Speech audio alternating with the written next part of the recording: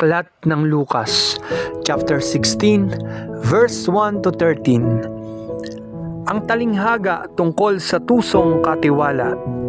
Sinabi rin ni Jesus sa kanyang mga alagad, may isang mayaman na may isang katiwala.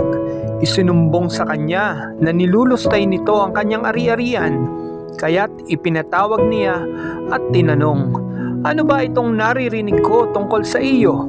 Isulit mo sa akin ng buo ang pangangasiwa mo sa aking ari-arian pagkat mula ngayon ay hindi na ikaw ang katiwala ko. Nawika ng katiwala sa sarili, aalisin na ako ng aking Panginoon sa pangangasiwa. Ano ang gagawin ko? Hindi ko kayang magbungkal ng lupa. Nahihiya naman akong magpalimos. Alam ko na ang aking gagawin. Maalis man ako sa pangangasiwa, may tatanggap din sa akin sa kanilang tahanan. Isa-isa niyang tinawag ang mga may utang sa kanyang Panginoon. Tinanong niya ang una, gaano ang utang mo sa aking Panginoon? Sumagot ito, 100 tapayang langis po. Heto ang kasulatan ng iyong pagkakautang. Dali, maupo ka't gawin mong 50, sabi ng katiwala.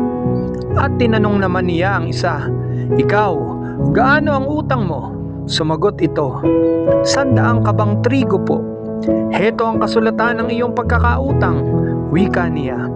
Isulat mo 80. Pinuri ng Panginoon ang magdarayang katiwala dahil sa katalinuhang ipinamalas nito, sapagkat ang mga makasanlibutan ay mas mahusay gumawa ng paraan kaysa mga makadiyos. At nagpatuloy sa Jesus ng pagsasalita. Kaya't sinasabi ko sa inyo, gamitin ninyo sa pakikipagkaibigan ang kayamanan ng sanlibutang ito. Maubos man ito'y may tatanggap naman sa inyo sa tahanang walang hanggan. Ang mapagkakatiwalaan sa maliit na bagay ay mapagkakatiwalaan din sa malaking bagay. Ang magdaraya sa maliit na bagay ay magdaraya rin sa malaking bagay. Kung hindi kayo mapagkatiwalaan sa mga kayamanan ng sanlibutang ito, sino ang magtitiwala sa inyo sa tunay na kayamanan? At kung hindi kayo mapagkatiwalaan sa kayamanan ng iba, sino ang magbibigay sa inyo ng talagang para sa inyo? Walang makapaglilingkod ng sabay sa dalawang Panginoon, sapagkat kapopuotan niya ang isa at iibigin ang ikalawa.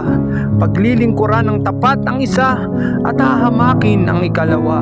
Hindi ninyo mapaglilingkuran ng sabay ang Diyos at ang kayamanan. Amen.